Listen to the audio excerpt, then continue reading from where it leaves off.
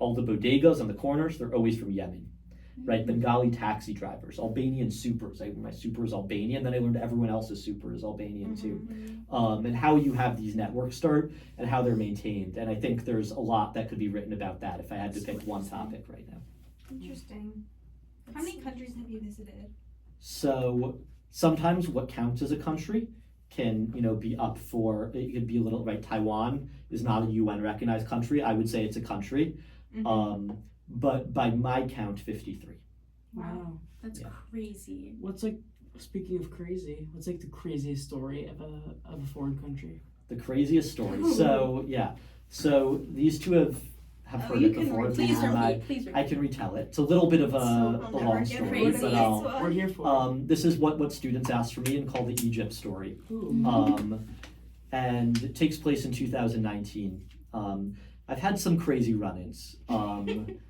A lot of them take place in the Arab world, and people are like, why do you keep going? I don't know. I don't have any good answers. Maybe I'm a little crazy. Even just now, I was in Rio. I got my phone snatched out of my hand by a guy on a motorcycle. So these things keep happening. Anyway, the Egypt story. In 2019, I was studying in Cairo on an Arabic language grant from the university. I had studied Arabic before and taken classes before, and I had always wanted to spend a longer time in Cairo. There's just really the center of another civilization. It's the largest city in the Middle East and North Africa. Pure chaos. I've never seen a city quite so chaotic, where elevator doors half the time don't close when you walk in. Oh my God. It feels like, there are really so many secrets on different rooftops to find, rooftop cafes or bars. Weird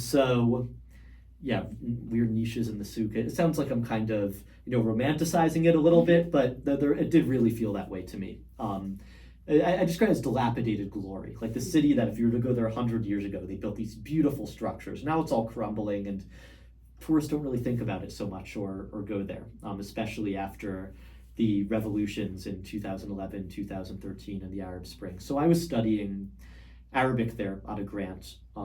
Been there before, I loved it, and then wanted to return the following summer. And I was studying one-on-one, and every day my Arabic teachers would give me an article written in Egyptian Arabic or Standard Arabic, and we'd go over. It was really great, and we would talk about the words that I didn't know, and they'd make flashcards, and I would put these articles then in a folder, and I would carry the folder around me in a backpack, just like my homework folder.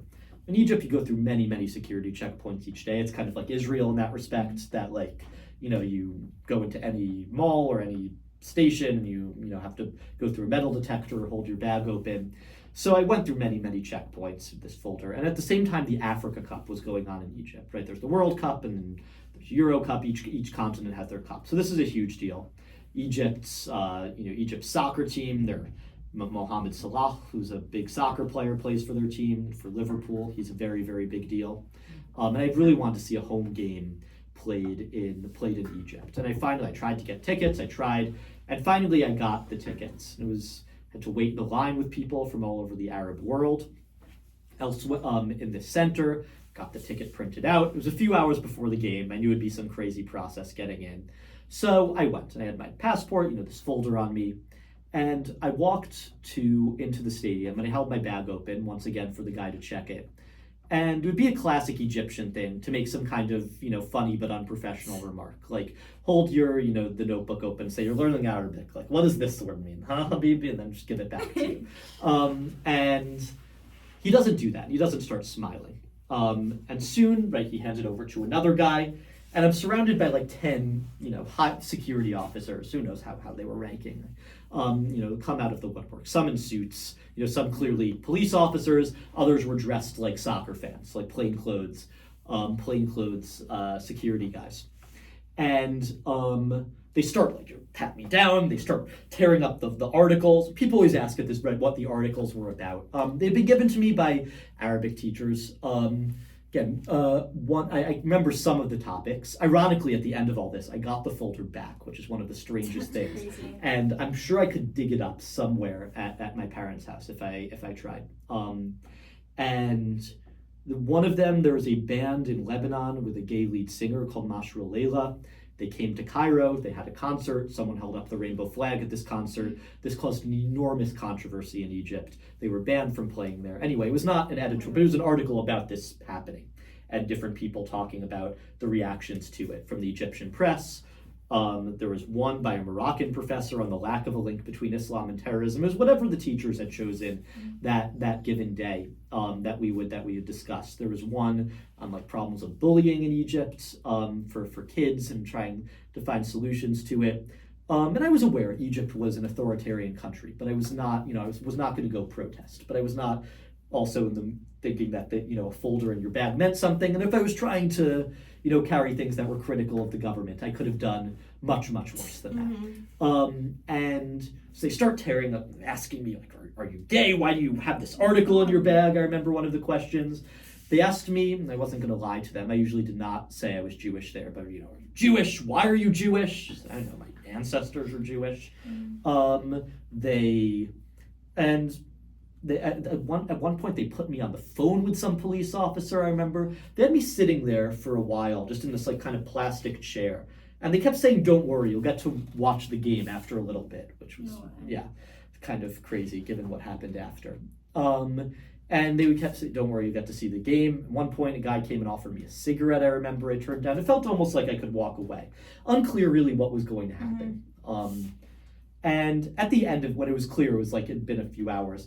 I remember calling my mom, which I'm sure every parent loves to hear, and saying, "Hey, I'm being questioned here by security forces. If you don't hear back from me, you can please call the embassy or do."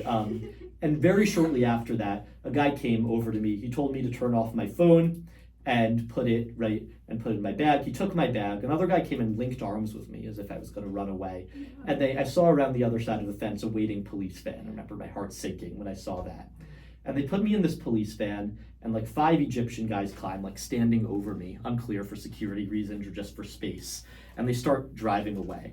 Remember they had them asking me, "Oh, so how are you feeling?" Like every question was always extremely sarcastic and extremely, just extremely mean, just trying to, poke the eye of the bear a little bit. And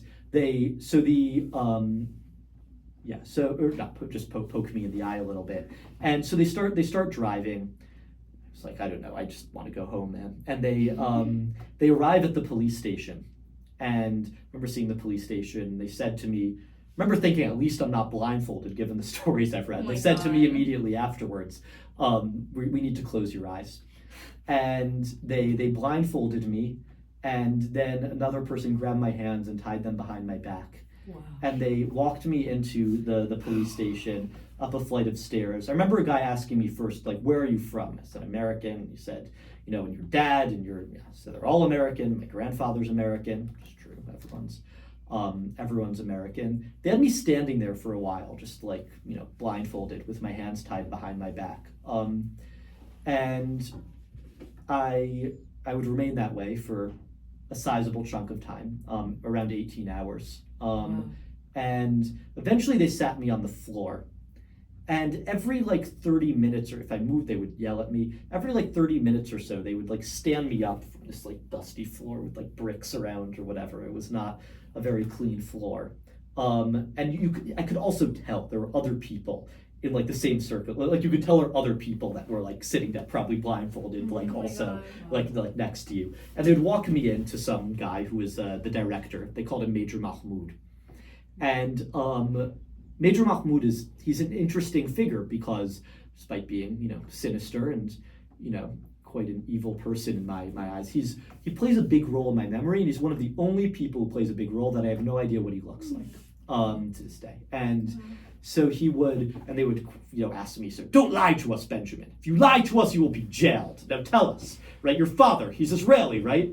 And they had my phone, right? So they could go through my phone, and I wouldn't know what they were going through. That's many, many years of emails, and who knows? Maybe they're looking at some email that mentions Israel and my dad's name in it. Who knows? No, he's not Israeli. And then they would come back and sit me down. 30 minutes later, they'd stand me up. They asked me tons of questions over and over again. A lot of them about this Airbnb I was staying in. Is this it? Is this the address? Then they'd ask me the same question 10 minutes later. And then they, a lot of questions about the center I was studying in, a lot of questions about my background and past, and some of them were just ridiculous, like Hollywood-style interrogation questions, like, so Benjamin, right? You think you can lie? You think you can come to America and insult the government? Oh my God. You can come to America and insult the government, and then say no, and then they would ask other. I remember what else was. Oh yes, lots of questions about what my training. When was your training, Benjamin? When was your training? Like, there was no training. So you were a journalist, Benjamin. What government agency do you work for? God. And so very often there'd be one of the these questions. They'd sit me back down. Eventually, and I could, like, when I was sitting, occasionally ask for water, and some guy would come and like pour it down my mouth. Oh my God. Eventually, they brought me to another room. And I remember after a while, my concern would just be that I would pass out because it's not air conditioned. It's Egypt. It's the summer. You can't touch your face. And they brought me to a room that I remember thankfully had AC, and I could tell the two guards just like sat down and went to sleep next to me, and I was just waiting for many hours, my hands tied, in a chair, and I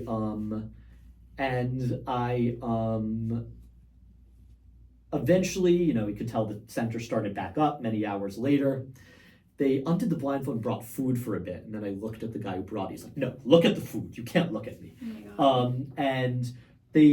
And one guy came and lifted up the blindfold once and said, 1, 2, 3, 4, 5, 500 pounds, like what I had in my pocket at the time, around $30. And good. I said, okay, stuck in my pocket, and walked away, put the blindfold back.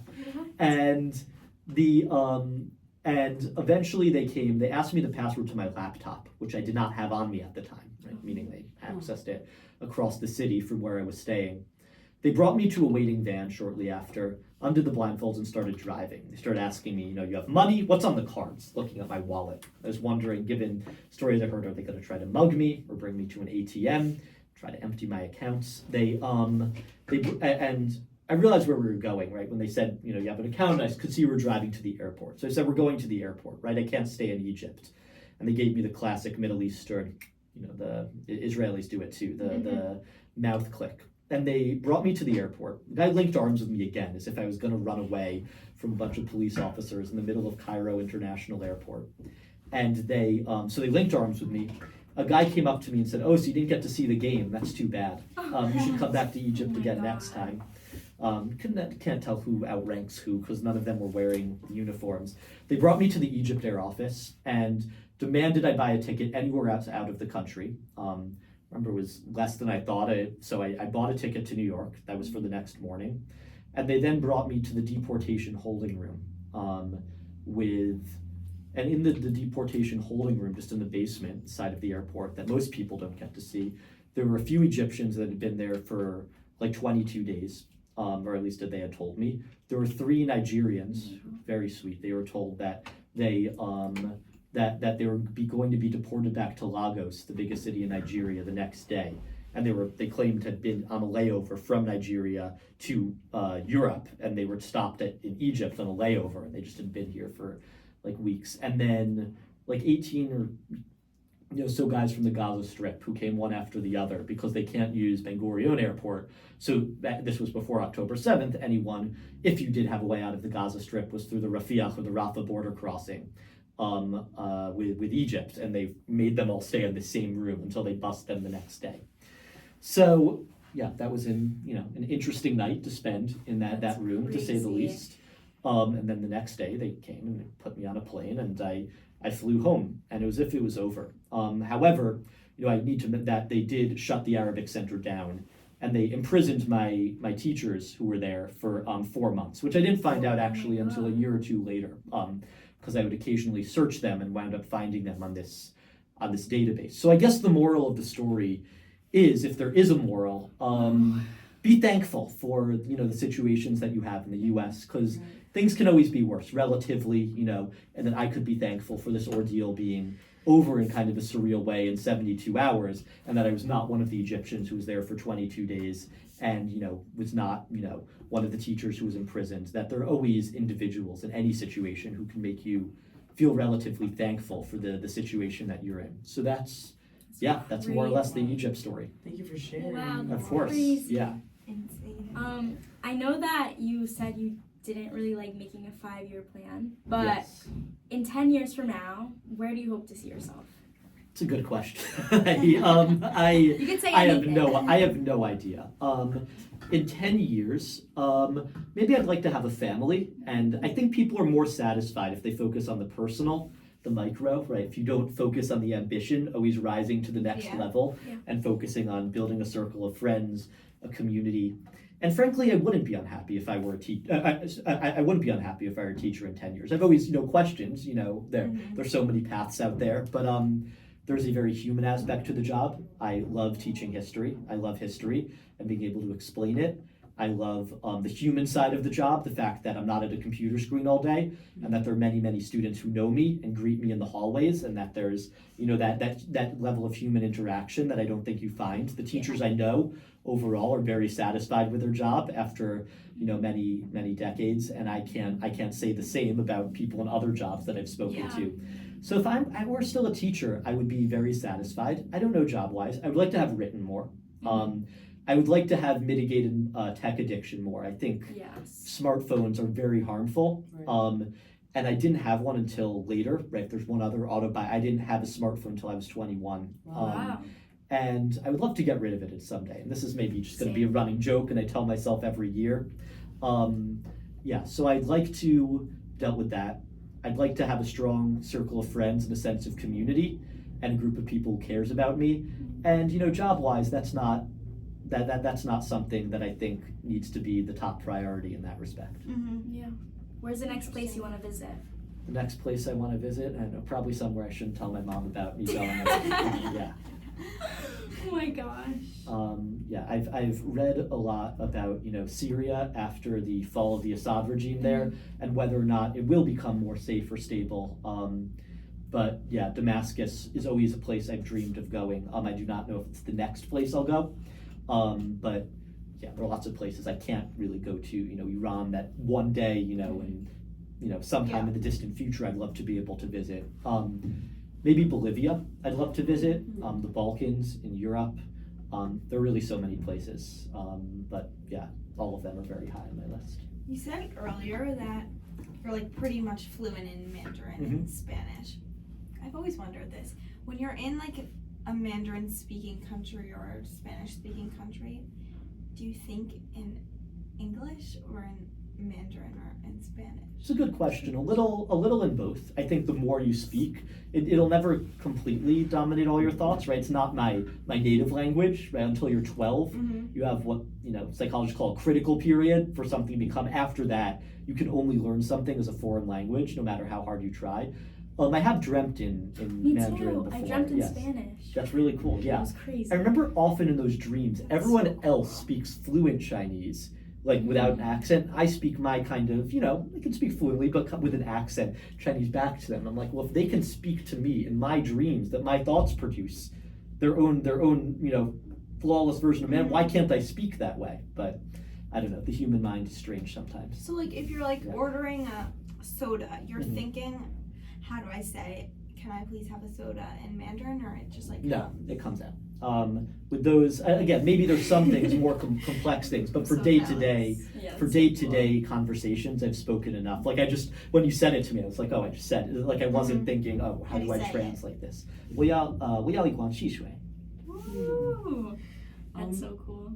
Can I just ask, speaking of Yeah. dreams, this is more of like a psychological podcast too. Yes. I was wondering, Wow. like, what's the craziest dream you've had, and like, what do you think it meant, like, psychologically? Like, what do you think that was trying to tell you? That's a great, Fun. yeah, I don't know. I feel that I'm someone that gets a lot of very vivid dreams. Some people, right, describe that, they like sleep paralysis or vivid dreams. And I know I'm someone with those very intense dreams. Maybe I should write them down afterwards. People always recommend that as a strategy, but I've never actually done so. I can add this to the list of things Yeah. that I want to write down. I know, right, as a general theme, and maybe these are stress. There's a lot of stress about my professional. I'm always like getting into crazy situations with like students or other people in my professional life, and that's maybe that says something about that being, you know, a stress at the back of my mind when my subconscious is probed in that way. It's crazy. Yeah, Should we move on to our silly ones? sure. Oh, they're silly. Yeah. Wow. Oh wait, we have one more question. One more deep question. Oh yeah. Do I get to ask you guys any questions? Of course you can. At the end, yeah. Okay. Oh, at the end. Okay. Is that okay? Yeah. Sure. Yeah. 2, 1. What does it mean to you to be human? Oh wow, it's the podcast title. I see what you did there. What does it mean to me to be human? Maybe I'll go with what I said before. Have a group of close friends and individuals that care about you. That you can think about in dark times. Maybe a little cliche, but that's amazing. That's my answer. Yeah. That's what it's all about. Yes. Do you want to speed run questions for us? Speed run questions for you. How did you guys decide to start a podcast? Honestly, Like like the two of them. no Yeah. idea. So basically, we wanted to do something, and we were like, we all like psychology. we we were like- first we wanted to start a public speaking club. Yeah. Then we were like, like that's kind of boring. Yeah, Let's like do a something club. else instead. Yeah. And then I don't know, we just like did it. And we were like brainstorming, like, oh my gosh, maybe we should start a podcast in the lobby. And Yair walks in, or we walk, and Yair's there, and we're like, What? he's like, oh, like, it was like, oh, like, what are you guys so excited about? We're like, we're gonna start a podcast. He's like, oh my gosh, that is so cool. We're like, oh my gosh, you should totally join us. Wow. Yeah. That's really. And the rest is impressive. history. Wow. Yeah. Well, that's another podcast. Yeah. Yeah. So yeah, that's really cool. That's really impressive that you guys have put this together. Given, that it's entirely, voluntary after school on your own time. It's Yep. yeah. And Ani's yeah. our editor. That's great. You're the sound editor And there. Yair, and Yeah. In the video. But Yeah. it's actually very fun. Like we we had just so like much fun. listening. Like none of us have Mr. Lee as a teacher, but it was so nice to learned get so to know much him. about I It don't was have so you as nice a to teacher, get this to was know you wonderful. too. That's great. Yeah. Yeah. I'm glad you guys have found this opportunity. All right, let's get to the silly questions. Okay, Sure. Yeah. What's the password? Oh, 1253. We'll bleep that out. Yeah, don't worry You'll about it. censor it. Yeah. My phone storage is Yes. Okay, let's start with what's your bedtime? My bedtime doesn't exist. I try to go to sleep by like 11. That's good. Me too. Yeah. That's 10:30 for me. What's your favorite food? My favorite food. I'm a real sucker for mac and cheese. I feel like I'm a kid at heart. That's I love salmon unexpected. sushi. Same. Me too. Like good. I'm a tuna Yeah. girl. Yeah. Do you have any salmon's like dietary restrictions? good. No, not really. Beyond beyond the ones from the good book, none other. Fast Yeah. foods? Yes. What's the craziest food you've tried? The craziest food I've tried. Well, now I'm gonna start violating the. They have this food in Mexico. All right. So this is I'm going to admit to two unkosher things that I've tried. It's You okay. can censor We're all it or human. not. There's a food in Central Asia they have called kumis, which is fermented horse's milk. I've tried it. They just had it in a giant vat, and there were like animal parts in it, and people were like, "It's delicious," and like drinking tons of it. I could barely stomach a sip. Yeah. Oh my god. Also, we do not eat insects very much in the U.S., but in Mexico they have a food called chapulines. They're like fried crickets. Grasshoppers. And I had a number of chapulines and other creepy crawlies that I've had both in Latin America and in China. You know what I Crunchy. saw one time? Yeah. A vending machine that like the items in it were just different like insects. Did So you it's try like- them? No. Please. No. Okay. I can show a picture. What's your of them. opinion on corn syrup? My opinion on corn syrup. So I have one is it's bad for you. Yeah. Two is I am a member of what's known as the Kitniot Liberation Front, which means despite being Me Ashkenaz, too, I eat by all the the way. Kitniot I want to on Pesach. I need to join this. And I I'm love that. independent-minded in that way. Once I looked up the reasons, and I was like, I don't agree with these. There And really is no reason. so corn syrup is bad for you, but I recommend eating it on Pesach because we should all strive to eat more Kitniot on Pesach. Yeah. What's a hot take you have? a hot take that It can be very I hot. have. I don't know if this is very hot. Children should grow up, like I said, in big cities. Big cities are actually the place for children to thrive, and not the suburbs. What's Yeah. your earliest memory of a grape? My earliest memory of a grape. Do I even have? You've stumped me. I don't have any early grape memories. What about your earliest memory ever? My earliest memory That's a ever. period. This is so. My parents tell this story when I was like 1 or 2. I crawled behind.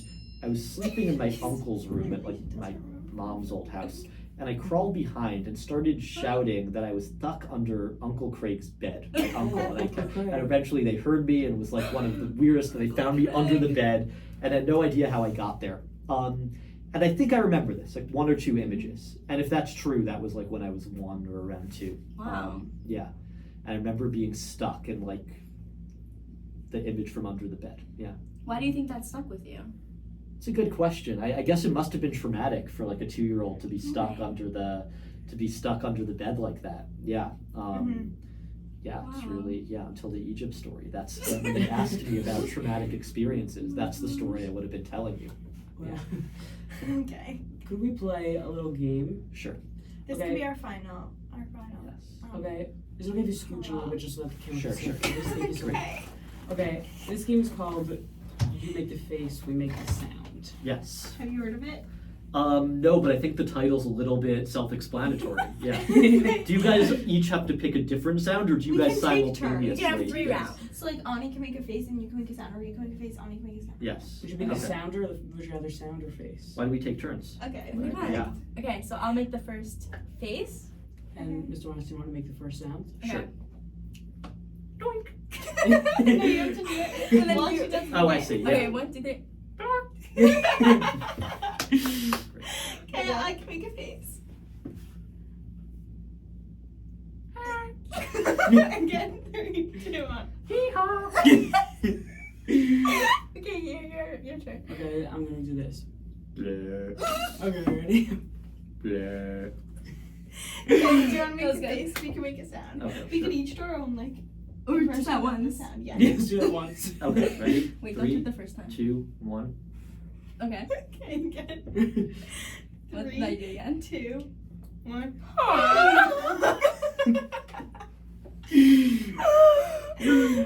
What a great way to finish. Yeah. Okay, should we do a That's little it. dance party before we go? Wanna, Yeah. like, Okay. well, I think you need a soundtrack for that. No. do you want to freestyle for us? Yeah. No. Everyone. No, it's a dance party. I'm not freestealing for you. I'm not performing Okay. What's here. your favorite Yes. song? We can sing. My favorite. I want Darude Sandstorm. What? No, I thought we were Sure. singing. I don't know that one, so. Just look up Sandstorm. Sandstorm. Yep. You've heard it. Why do you have Apple Music? Okay. And move it to the middle. Oh wait, this is a banger. Let's see if I can. You have to put it to the middle. The middle? Yeah. Put it to the fast part. Oh. Yeah. There we go. Yeah. Yeah! Woo! Oh my god! This is a good song. I like this one. I'm gonna add to Oh, my oh, Yo. Someday this will come back to haunt me. Oh, it's good.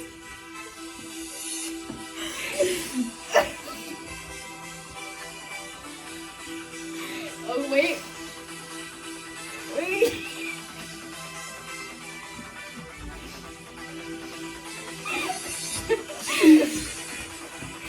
Wait, no.